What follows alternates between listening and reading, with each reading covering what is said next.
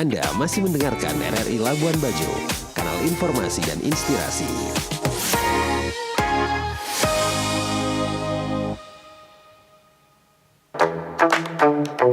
Zona Edukasi, acara yang memiliki konsep edukasi kepada masyarakat ini selalu mengangkat topik-topik aktual dan bersinggung langsung dengan fenomena sosial yang terjadi di masyarakat. Menghadirkan narasumber yang berkompeten di bidangnya untuk membahas berbagai macam isu.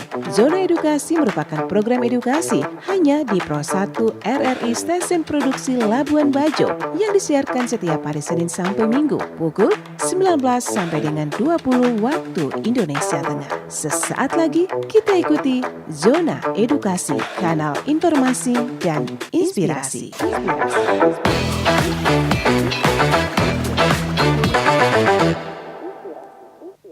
Selamat malam pendengar Pro 1 RRI Labuan Bajo. Senang sekali saya Cok Masita menyapa Anda di acara Zona Edukasi malam hari ini ya.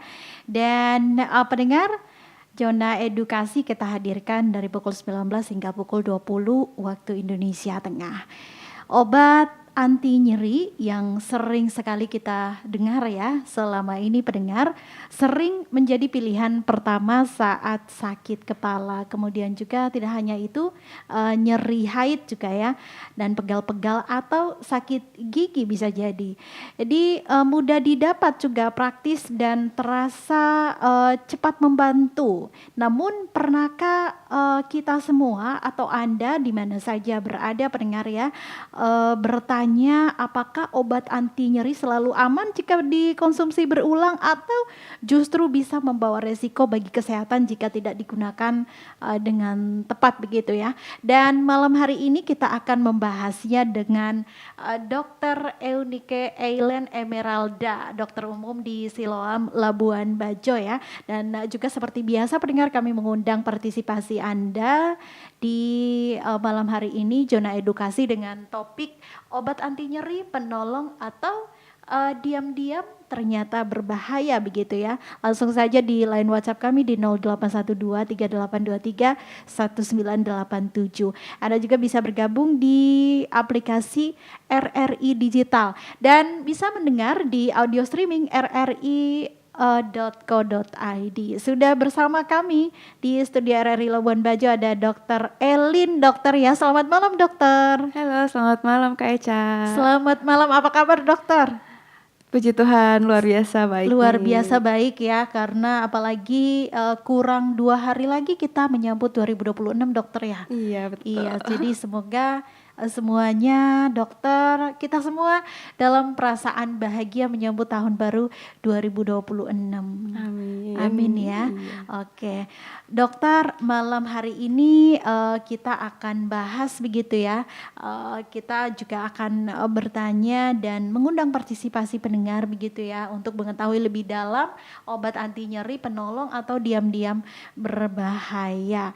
Dan kita juga nanti ya akan membaca pertanyaan-pertanyaan dari pendengar yang sudah bergabung di live YouTube RRI Labuan Bajo ya. Oke, dokter, sebelum kita mulai ya ke pertanyaan-pertanyaan bagaimana dampak atau obat nyeri ini berbahaya atau tidak begitu ya. Sebenarnya obat nyeri itu apa sih dok begitu? Jadi dalam bentuk apa obat nyeri itu sebenarnya? Gitu. Oke, terima kasih sebelumnya Kak Eca sudah memberi kesempatan di sini. Kita mau bahas tentang efek dari obat anti nyeri itu sendiri ya. Jadi mungkin sebelum kita membahas tentang obat itu sendiri, kita mencari tahu dulu nih arti nyeri ini sebenarnya apa sih gitu kan. Jadi nyeri itu sebenarnya bisa suatu rasa sensorik atau bisa juga sesuatu rasa emosional yang dirasakan tidak nyaman sama kita. Terus bisa juga sebagai alarm tubuh kita bahwa sesuatu itu lagi nggak benar di tubuh kita. Iya. Ya, atau juga bisa suatu alarm yang ngasih tahu ke badan kita nih akan ada terjadi sesuatu, kerusakan sesuatu di badan kita. Contohnya ya kan yang tadi Kak Echa sebut, misalnya kita sakit gigi gitu kan. Kemungkinan besar karena ada peradangan atau misalnya ada gigi yang berlubang atau giginya mau tumbuh, itu kan pasti menimbulkan rasa nyeri, ya kan. Jadi sebenarnya nyeri itu ya itu dia alarm buat tubuh kita ada sesuatu yang nggak benar loh kayak gitu. Iya. Dokter, menurut dokter nih ya, sejauh ini seberapa sering sih masyarakat salah kaprah soal obat nyeri ini, terutama mungkin pasien-pasien yang selama ini dokter tangani begitu. Ada tidak mereka salah kaprah terkait dengan obat nyeri ini begitu, Dok? Nah, menurut aku ini obat anti nyeri ini sering banget ya digunakan sama masyarakat awam dan juga jadi sering disalahgunakan karena pada dasarnya banyak jenis obat anti nyeri ini yang sangat mudah untuk didapatkan dan bahkan ada beberapa obat yang tidak memerlukan resep dokter seperti itu, jadi bebas diperjualbelikan dan nggak salah juga. Memang ada beberapa obat anti nyeri yang ringan dan memang diperbolehkan untuk bebas diperjualkan. Namun kita harus tahu juga bahwa bukan artinya kita bisa minum obat itu sesuka hati kita sepanjang selama-lamanya, karena pasti tentunya akan ada efek samping. Nah, makanya itu kita mau bahas di sini seberapa manfaatnya sih obat anti nyeri dan seberapa bahayanya obat anti nyeri itu. Oke, baik. Dokter, yang paling sering kita dengar obat anti nyeri itu adalah paracetamol kan? Iya. Bahkan sekarang itu kalau tidak salah Dok, masih disediakan di kios-kios yang sebenarnya itu tidak boleh begitu ya dokter ya? Harusnya disediakan di apotik begitu. Nah, bener banget. Jadi obat yang paling awam orang tahu untuk nyeri pasti yang pertama itu paracetamol. Kayaknya nggak sedikit lah orang yang nggak tahu paracetamol. Kayak semua orang tahu aman paracetamol. Untuk semua ya. orang kah atau seperti apa itu Dok? Nah, sebenarnya kalau kita lihat obat anti nyeri itu ada golongannya. Ya, kita bagi golongannya itu berdasarkan derajat nyeri. Jadi ada nyeri yang nyeri ringan, yang oh ya sakit tapi kita masih bisa beraktivitas. Nah, itu kita sebut nyerinya tuh ringan. Atau nyerinya tuh lumayan sedang. Kita sampai mungkin sulit beraktivitas karena nyeri itu. Ada juga yang nyerinya tuh nyeri parah banget sampai kita mengeringis kesakitan, gak bisa ngapa-ngapain, sampai rasanya tuh mau mati gitu ya rasa nyerinya. Nah, jadi nyeri itu kita golongkan berdasarkan skala nyerinya. Nah, obat yang kita berikan juga itu berdasarkan skala nyerinya. Nah, paracetamol itu biasanya kita berikan untuk nyeri yang paling ringan. Seperti itu. Jadi kayak obat lini pertamanya untuk nyeri kita akan selalu kasih paracetamol. Dan kenapa paracetamol ini tersedia di kios-kios, bahkan di warung pun biasanya ada ya. Karena sebenarnya efek sampingnya ini lumayan minimal kalau kita menggunakan dengan tepat dosisnya, terus jangka waktu yang sesuai juga, dan jangan sampai terlalu lama digunakan. Apalagi dikonsumsi banyak begitu dokter. Berkepanjangan dan dengan jumlah yang banyak pasti akan ada efek sampingnya. Kayak gitu. Karena paracetamol walaupun obat ringan pasti kan zat kimia ya. Dimana paracetamol ini biasanya tuh dikelola di fungsi hati kita. Jadi kalau misalkan berlebihan penggunaannya pasti akan mengefek ke hati kita. Oke, akhirnya bisa paham begitu ya. Dan ini sangat penting menurut saya malam ini dokter ya. Banyak yang berpikir kalau misalnya dikonsumsi satu kali, dibeli misalnya lalu minum dan rasa-rasa aman ya, ya minum saja banyak begitu. Oke, jadi ini sebenarnya memang ada batasnya juga, dan batasnya juga ini tidak ditentukan oleh sendiri dan jangan dirasa-rasakan oleh feeling sendiri begitu, harus ke apotik dan harus konsul ke dokter ya. Betul, tetap karena yang tadi saya bilang, nyeri ini kan sebenarnya alarm tubuh ya, untuk mengasih tahu kalau ada yang nggak benar. Jadi sebenarnya minum obat anti nyeri itu untuk pertolongan pertama itu baik. Tapi tetap kita harus cari tahu sumber penyakitnya ini apa. Makanya itu tetap harus disarankan tetap untuk pergi ke dokter untuk didiagnosa nih penyakitnya apa. Jadi kita pergi ke dokter untuk mengobati akar dari masalah itu sendiri, kayak kenapa itu bisa nyeri. Contohnya tadi misalkan giginya sakit, terus minum obat paracetamol misalkan membaik, udah kita minum obat paracetamol terus aja. Beli lagi begitu. Bukan kayak gitu. Jadi harus ke dokter, kita kasih lihat kenapa nih giginya. Kayak gitu. Kalau misalkan lubang ya harus ditambal. Kalau misalkan rusak harus cabut, ya itu yang dilakukan supaya tidak berkepanjangan menggunakan obatnya. Sama halnya kayak nyeri dimanapun, nyeri perut ya kan, terus sakit kepala yang berkepanjangan nggak boleh didiemin aja. Begitu. Jadi dokter, selain paracetamol ya, ada juga obat nyeri yang katanya lebih kuat begitu ya.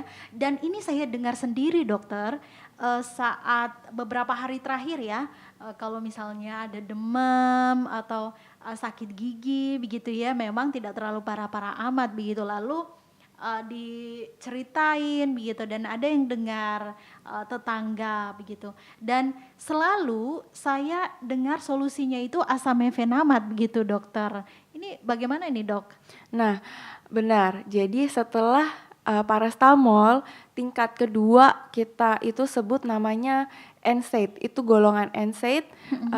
Contohnya adalah asam mefenamat yang sering juga ditemukan di apotek biasanya ya, karena biasanya udah nggak dijual di warung-warung.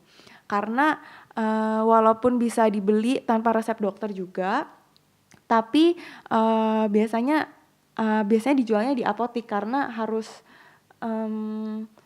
terekam gitu ya, kayak udah berapa lama penggunaannya, seperti itu. Karena ini kan tadi yang kayak asam mefenamat atau kayak ibuprofen itu juga sama golongannya NSAID. Itu biasanya kita berikan untuk nyeri yang udah lumayan derajat sedang nyerinya.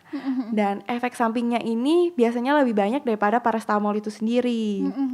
Biasanya yang paling kita sering dengar efek sampingnya tuh ke lambung.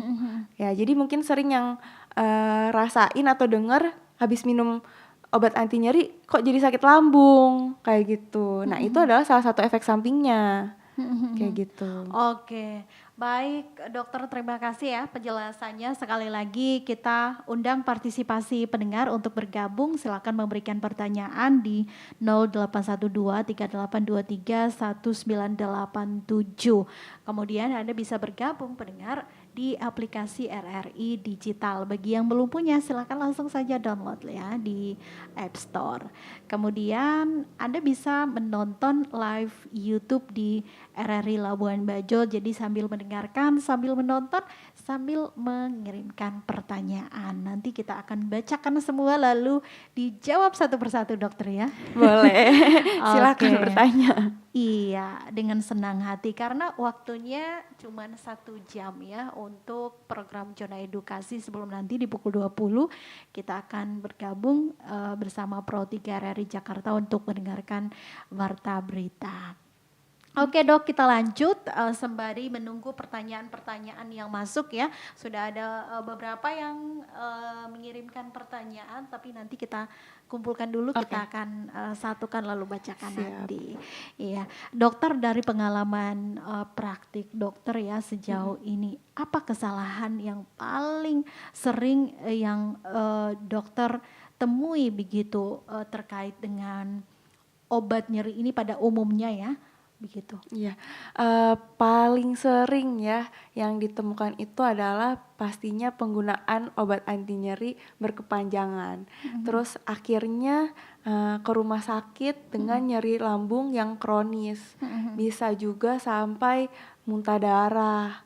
Nah, itu salah satunya. Kalau kita tarik ke belakang, kita tanya riwayat pasien, oh ternyata pasiennya ini sering nyeri lutut.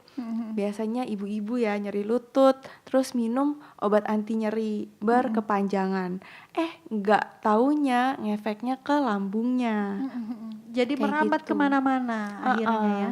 Nah, terus ada juga yang efeknya ke ginjal, ya. Jadi kita temuin ternyata udah sampai gagal ginjal, sampai akhirnya harus cuci darah. Itu juga banyak ditemukan di rumah sakit, karena mungkin ya situasi Indonesia juga yang menyulitkan orang-orang untuk datang berobat ke dokter spesialis yang lebih mumpuni gitu ya, untuk mengetahui diagnosis penyakitnya apa. Jadi jalan paling mudahnya ya mereka minum anti nyeri seperti itu. Iya, karena ya itu tadi persepsi mereka adalah daripada sakit ya minum obat terus. Iya, Begitu. dan Ya. mungkin kurang edukasi bahwa obat anti nyeri itu nggak selamanya baik gitu, dan pasti ada efek sampingnya. Nah, kayak gitu. Iya, baik dokter, terkait dengan kapan nyeri harus ke dokter begitu ya. Ini sepertinya penting sekali untuk diketahui oleh pendengar RRI Labuan Bajo malam hari ini. Dokter, sebenarnya kapan nyeri ini tidak boleh dianggap sepele begitu, saat sakitnya sudah sampai di tahap mana begitu? Iya, oke. Jadi mungkin awal-awal merasakan nyeri nggak apa-apa banget gitu kita minum obat anti nyeri sendiri, ya. Tapi kalau berdasarkan pengalaman, kalau misalkan nyerinya udah sampai lebih dari 1 minggu, sudah berbulan-bulan, harusnya sih langsung segera periksa ke dokter untuk dicari tahu penyebabnya itu apa. Jadi tidak melulu menggunakan anti nyeri. Kayak gitu. Apakah mungkin harus ada pemeriksaan selanjutnya, atau perlukah tindakan operasi? Contohnya misal sakit perut, ternyata usus buntu. Kan bisa seperti itu. Jadi emang harus dicari tahu penyebab nyerinya apa. Dan semakin nyeri itu meningkat rasa nyerinya, pasti itu alarm tubuh untuk ngasih tahu ini tuh ada yang nggak benar dan harus ke dokter segera ya gitu. Jangan selalu ditutupin sama obat anti nyeri, kasihan juga badannya. Ya. Iya, dokter, sejauh ini pengalaman dokter menangani pasien-pasien yang berobat ke Siloam begitu ya, di Siloam Labuan Bajo, terkait dengan salah kaprah, ada tidak pasien yang salah kaprah terkait dengan penggunaan obat anti nyeri lalu sampai di puncak sakit-sakit yang model yang lebih serius lagi begitu, ada tidak? Iya, yang tadi aku bilang itu paling banyak ya efek samping dari penggunaan obat anti nyeri berkepanjangan itu adalah jadi mukosa lambung jadinya rusak. Makanya dia sakit lambung terus-menerus dan akhirnya dia bisa menyebabkan perdarahan di lambung.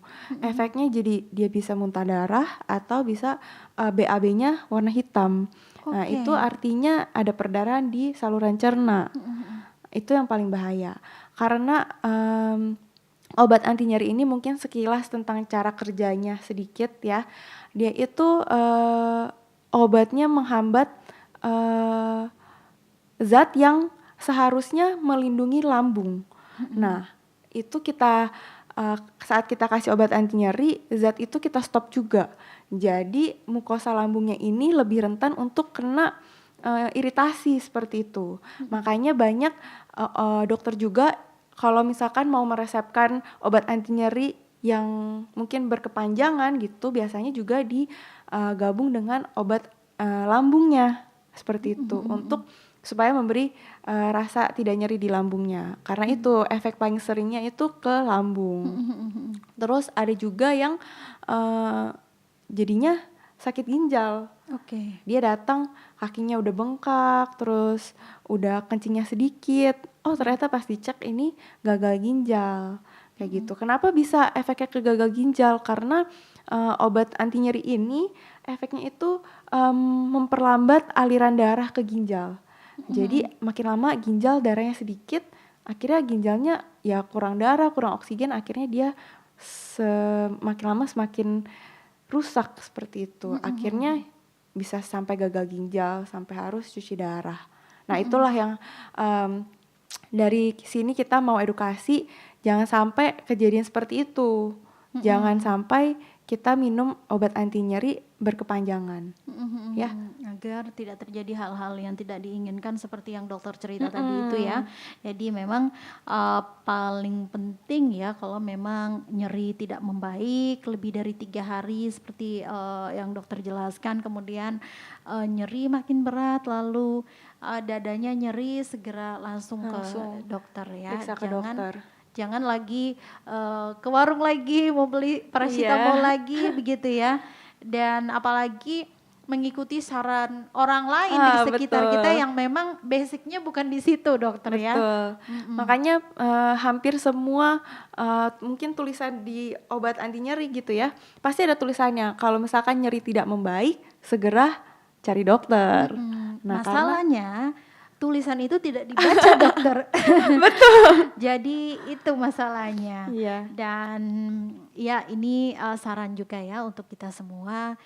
Semoga kedepannya ikuti arahan dan tulisan itu hal sederhana tapi dampaknya besar begitu ya. Jadi tulisan-tulisan itu adalah hal penting yang harus kita pahami sebelum konsumsi obatnya, dokter. Iya. Jadi dokter ada di awal tadi ada 3 obat ya atau 2 obat begitu kalau tidak keliru begitu, ada paracetamol, kemudian juga asamefenamat, ibuprofen ya. Iya. Jadi dari ketiga obat ini mana yang paling disarankan sebenarnya dokter? Oke, jadi mungkin obat anti nyeri ini sebenarnya macam-macamnya banyak ya. Kalau misalkan ke dokter diresepkan obat anti nyeri, bisa juga kayak natrium diklofenak, itu juga salah satu obat anti nyeri yang paling sering diberikan juga ya. Sebenarnya sih nggak ada satu obat yang direkomendasikan paling aman kayak gitu. Semua itu tergantung dari jenis sakitnya, lokasi sakitnya, dan fungsi obat anti nyeri itu sendiri gitu. Jadi nggak ada semua satu untuk semua yang terbaik itu nggak ada sih. Jadi tetap paling baik itu tetap kita konsultasi ke ahlinya gitu, ke dokter. Baik. Terima kasih. Sepertinya sudah ada banyak sekali pertanyaan-pertanyaan yang masuk ya. Nanti kita akan bacakan dokter. Namun sebelum itu kita jeda dulu, hadirkan satu lagu. Dan juga untuk Anda yang belum bertanya masih menyimak, silakan mengirimkan pertanyaannya jika ada hal-hal yang masih membingungkan begitu ya. Jadi langsung saja memberikan pertanyaannya di 081238231987 ataupun di aplikasi RRI Digital, dan juga Anda bisa menonton live di YouTube RRI Labuan Bajo sambil memberikan pertanyaan.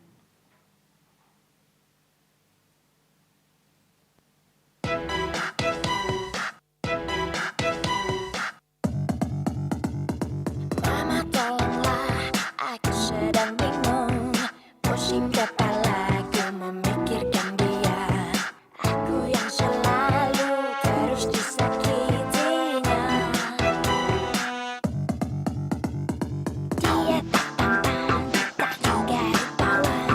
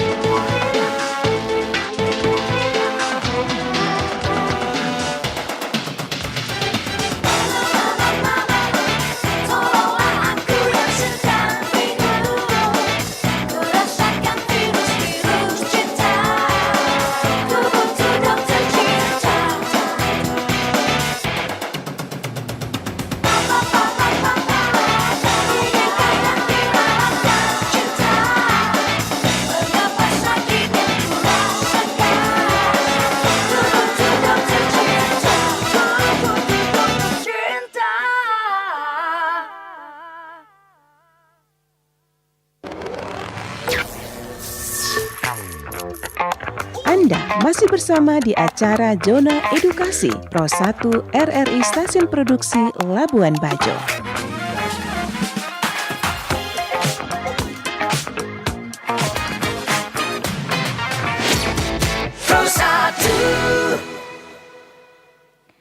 Terima kasih masih bersama kami malam hari ini pendengar di acara Zona Edukasi, dan juga untuk Anda yang sudah mengirimkan pertanyaan, terima kasih ya, kita akan bacakan satu persatu dan nanti akan langsung dijawab oleh Dokter Elin. Dokter, kita mulai ya. Iya, silakan. Pertanyaan-pertanyaannya seperti apa? Yang pertama ada pertanyaan dari siapa nih? Selamat malam, saya Anton di Batu Cermin. Dokter, banyak orang beli obat nyeri bebas di kios tanpa resep. Sebenarnya apa resiko yang paling sering terjadi kalau dikonsumsi sembarangan, dokter? Terima kasih RRI. Terima kasih juga, boleh langsung dijawab dokter. Halo, Anton ya? Anton Halo, di Kak Batu Anton. Cermin. Nah, tadi pertanyaannya banyak ini ya, obat yang sering dibeli di warung ya, di kios ya, tanpa Sebenarnya resep apa dokter resiko yang ya. paling sering kalau dikonsumsi sembarangan begitu? Baik, mungkin yang paling sering dibeli di kios tanpa resep dokter itu contohnya yang tadi ya, paracetamol atau ibuprofen. Kayaknya itu yang paling sering digunakan dan diperjualbelikan. Nah, kalau misalkan kita gunakan sesuai anjuran, terus dengan bijak, tepat dosis ya kan. Biasanya kan paracetamol 500 mg. Itu bisa diminum setiap 4 sampai 6 jam sekali. Iya. Itu. Dengan maksimal biasanya dosisnya itu 4.000 mg per harinya. Jadi kalau misalkan dihitung maksimal 8 tablet tuh sehari. Itu maksimalnya banget ya. Nah, biasanya kan kita cuma kasih 3 kali 500 mg atau misalnya 4 kali 500 mg. Nah, efek sampingnya apa kalau misalkan paracetamol? Tadi yang sudah sempat disinggung, paracetamol ini kerjanya itu di hati, di liver kita. Iya. Jadi kalau misalkan sampai berkepanjangan penggunaannya atau misalkan dosisnya kebanyakan gitu, efeknya ini paling sering itu ke hati. Iya. Jadi gejalanya apa? Bisa mual muntah, terus bisa juga badan kuning, itu artinya hatinya udah lagi rusak gitu. Iya. Jadi mual muntah, sakit perut ya kan, karena kan liver itu atau hati kan di sebelah kanan. Jadi biasanya sakit di sebelah kanan atau nyeri ulu hati kayak gitu ya, sama mual muntah. Itu paling sering kalau misalkan paracetamol. Nah, kalau misalkan obat kayak ibuprofen, terus asam mefenamat itu juga biasa kan sering diperjualbeli bebas ya. Nah, itu efeknya lebih ke arah lambung. Jadi biasanya kita memang saranin pasien itu minum obat anti nyeri itu sesudah makan, supaya nggak terlalu efek ke lambungnya. Tapi tetap aja kalau misalkan terlalu sering, lambungnya ini bisa makin iritasi, bisa sampai muncul perdarahan juga di lambungnya. Sama yang kedua yang paling sering efeknya itu ke ginjal. Jadi boleh dikonsumsi, tapi bukan artinya obat anti nyeri itu solusi dari semua nyeri. Tetap harus cari sumber masalahnya itu apa. Dan kalau misalkan tidak membaik dengan obat nyeri selama 5 hari 1 minggu, nah sebaiknya kita cari pertolongan selanjutnya ke dokter. Oke. Baik, semoga terjawab ya Iya. pertanyaannya Pak Anton di Batu Cermin. Kita lanjut ke pertanyaan berikutnya. Dokter, saya biasanya minum obat anti nyeri sebelum tidur. Kalau misalnya saya rasa pegal-pegal, dok, apakah ada dampaknya dokter ke ginjal kita atau lambung kalau misalnya sering dilakukan? Terima kasih. Oke, tidak disebutkan namanya ya, jadi kita tidak tahu siapa yang bertanya. Boleh langsung dijawab, dok. Nah, ini juga paling sering ya nyeri pegel-pegel, mungkin habis beraktivitas berat, ya kan kita pegel-pegel, minum langsung anti nyeri supaya tidurnya enak, ya kan. Karena kalau pegel-pegel biasanya jadi susah tidur, kayak gitu. Nah, sama halnya yang kayak sebelumnya sebutin, tetap minum obat anti nyeri sesekali itu boleh. Tapi bukan untuk secara jangka panjang. Artinya kalau misalkan memang ada nyeri, misalkan kalau misalkan habis kerja berat nyeri otot, mungkin kita bisa gunakan selain obat gitu. Misalkan nih relaksasi, istirahat, atau misalkan dipijat, itu kan bantu kita merelaksasikan otot-otot yang tegang. Itu bisa. Jadi nggak melulu harus obat gitu. Atau kalau misalkan diminum sebelum tidur ya. Biasanya kan udah, yang penting perut tuh udah ada isinya sih, jangan sampai kosong. Atau kalau mau ada tambahan, kasih obat lambung dulu baru minum obat anti nyerinya.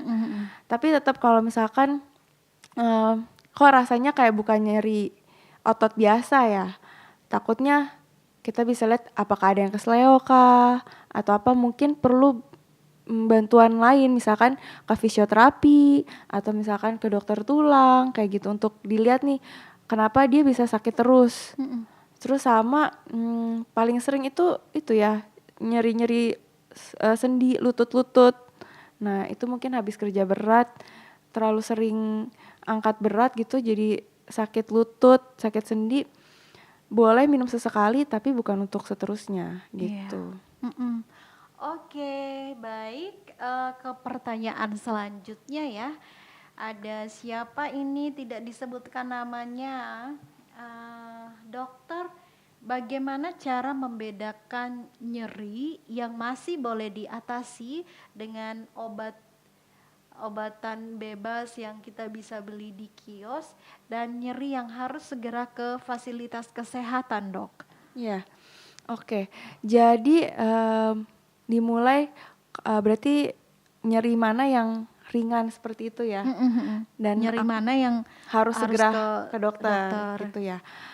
Paling kalau misalkan nyeri kita dirasa udah sakit banget sampai mengganggu aktivitas, terus habis itu nyeri dada ya kan, atau nyeri kepala hebat sekali yang paling sakit pernah dirasakan, terus nyeri disertai dengan demam misalkan, itu harus segera ke dokter.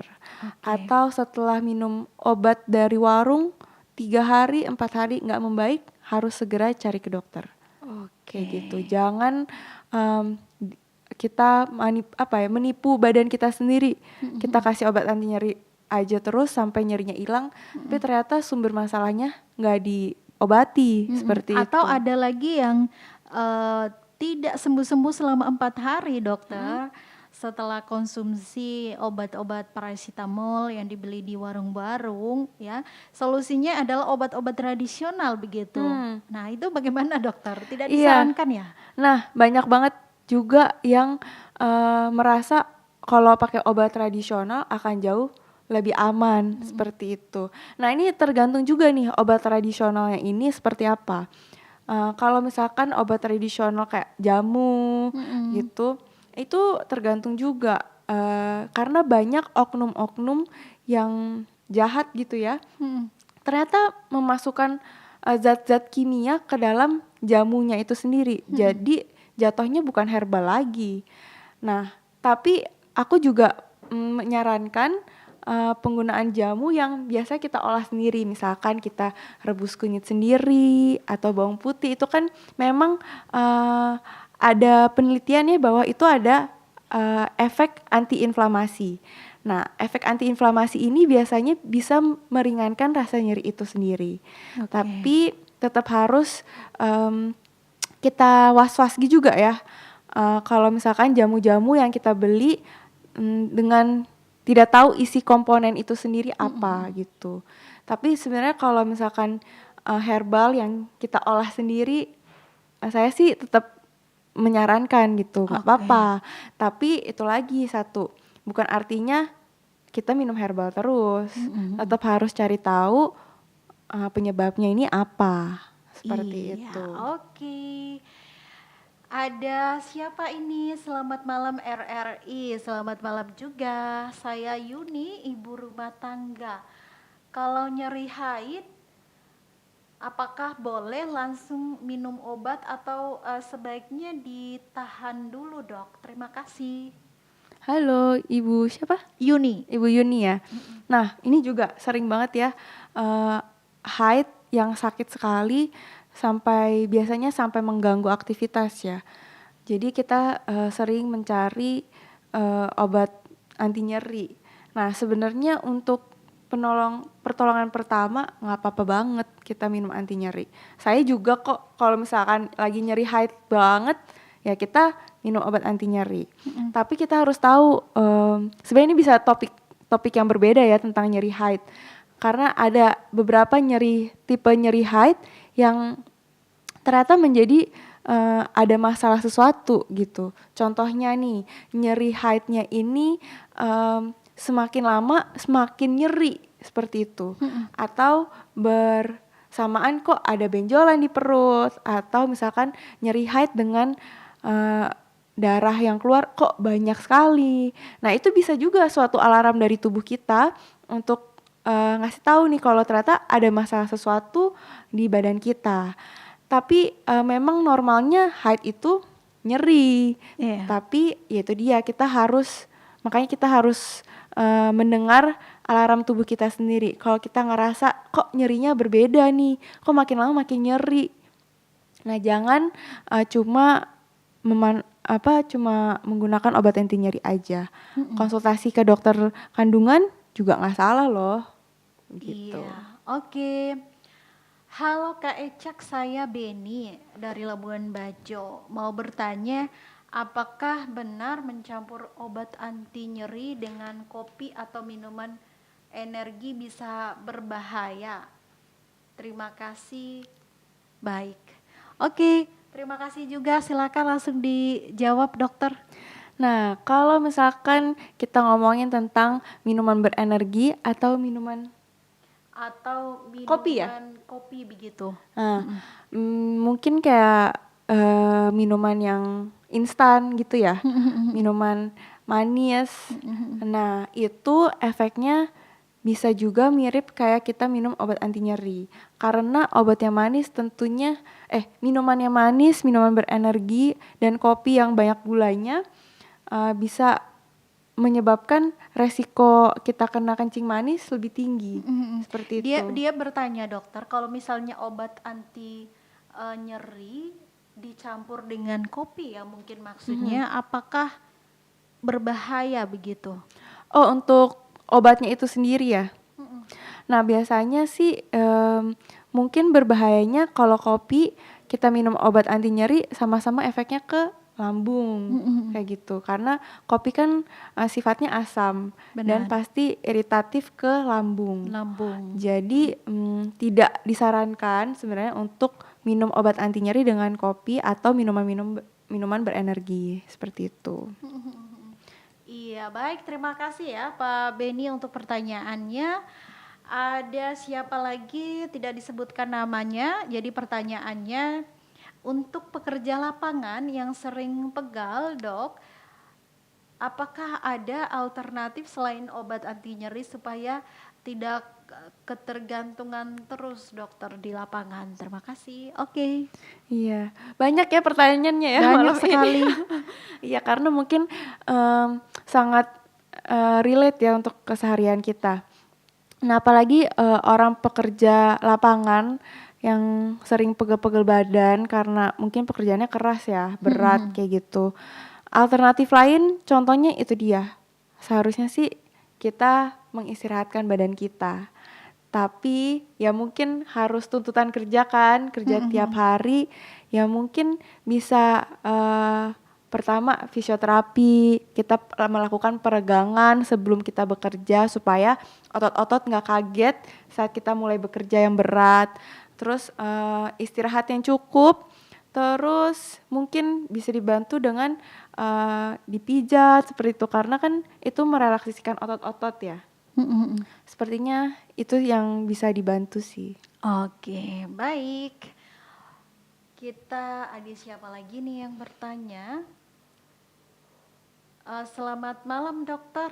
Kalau misalnya anak remaja, boleh tidak untuk minum obat anti nyeri yang sering? Misalnya karena sakit gigi atau sakit kepala.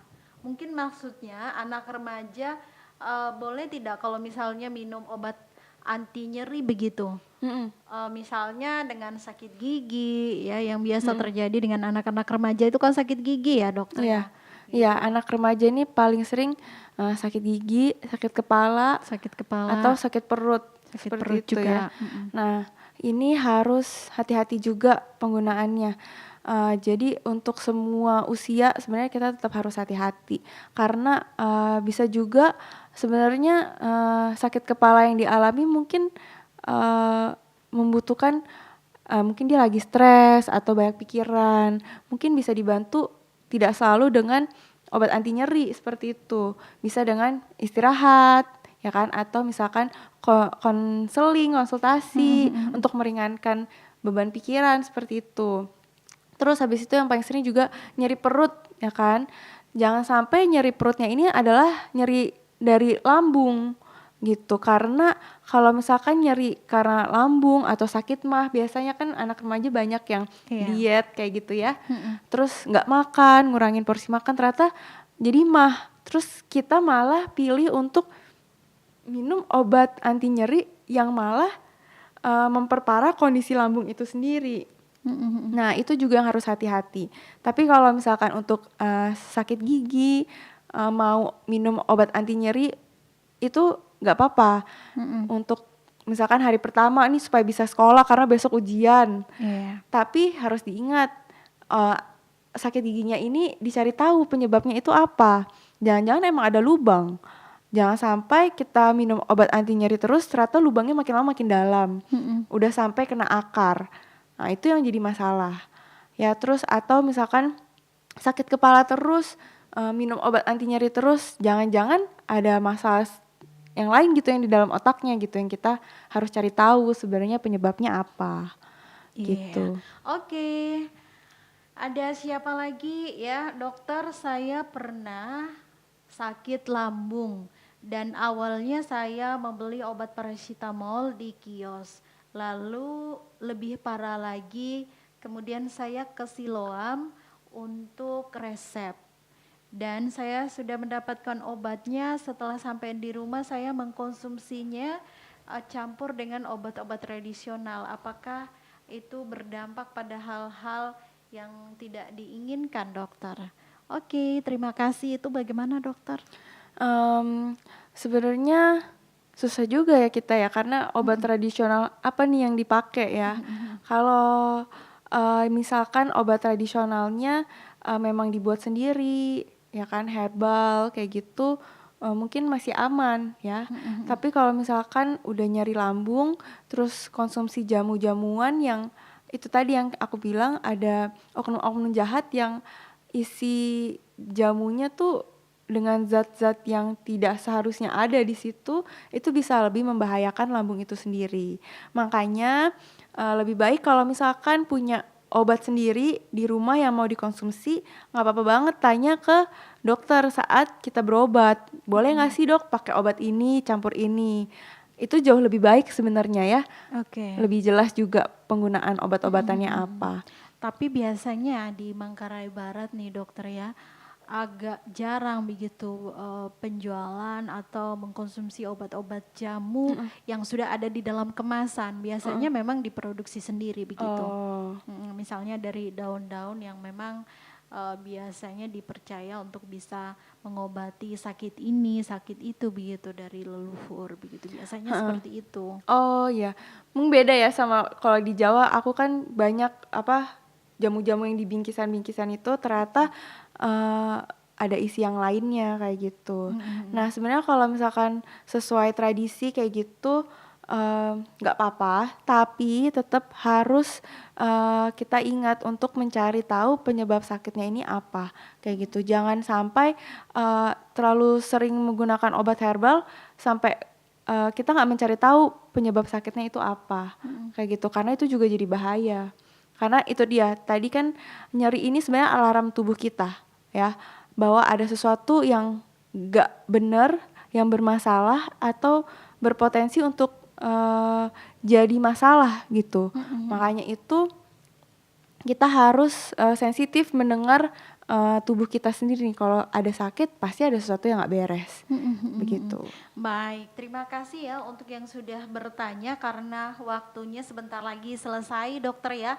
Jadi untuk pertanyaan-pertanyaan selanjutnya kalau memang ada yang belum puas langsung ke Siloam saja sepertinya dokter ya. Boleh konsultasi Ya, langsung. konsultasi ke dokter Elennya langsung di Siloam.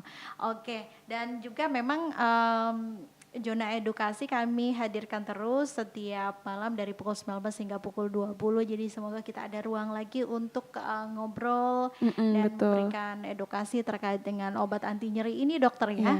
Iya, oke, baik, terima kasih yang sudah bertanya malam hari ini dan juga semoga terus bersama kami untuk acara Zona Edukasi kami hadirkan dari pukul 19 hingga pukul 20 di Senin sampai Minggu. Oke, dokter, dari pembahasan ini begitu ya, kita akhirnya sama-sama belajar bahwa obat anti nyeri ini memang dapat menjadi penolong, namun bisa berdampak berbahaya jika digunakan tanpa aturan dan itu terus berkelanjutan tanpa anjuran dari dokter begitu ya. Dokter, yang terakhir pesan dokter Elin untuk pendengar RRI Labuan Bajo, masyarakat Manggarai Barat ya pada umumnya tentang bagaimana obat anti nyeri ini terus salah kaprah begitu terkait dengan penggunaannya.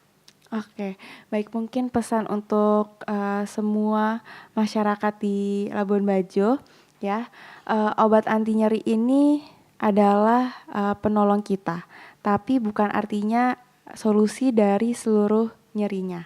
Tetap gunakan obat anti nyeri sesuai anjuran dokter dan sesuai dosisnya, dan jika tidak membaik segera konsultasi dengan dokter.